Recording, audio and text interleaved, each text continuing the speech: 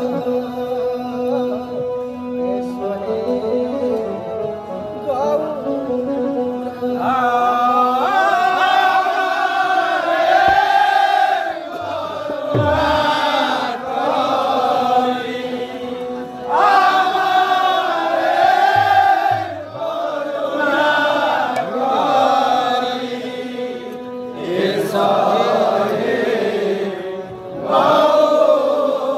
Gaura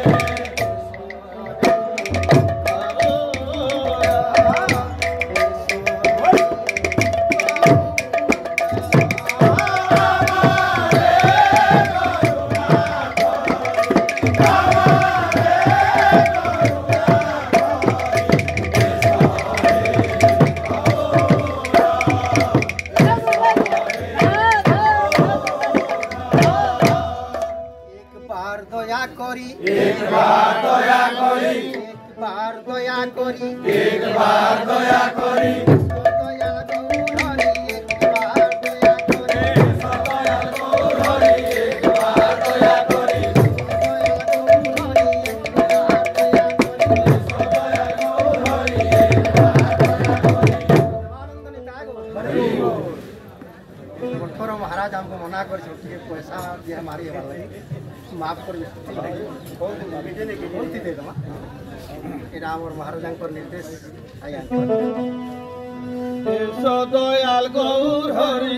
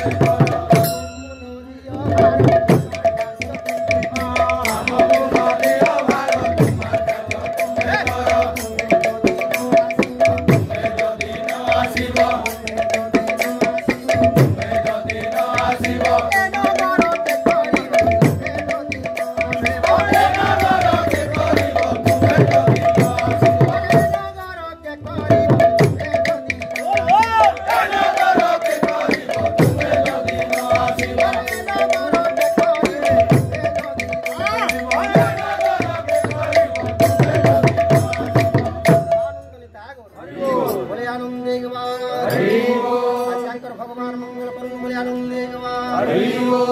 भक्त तांकर दिने जाय थो बोले आनंदे गवार तांकर तला पद कुसुमित हो बोले आनंदे गवार भाई मान बोले जयकार प्रधान हो आने बोले आनंदे गवार समस्त दिने जाय थो बोले आनंदे गवार और मंगल थो बोले आनंदे गवार और एक बार और एक बार और एक बार प्रभु तो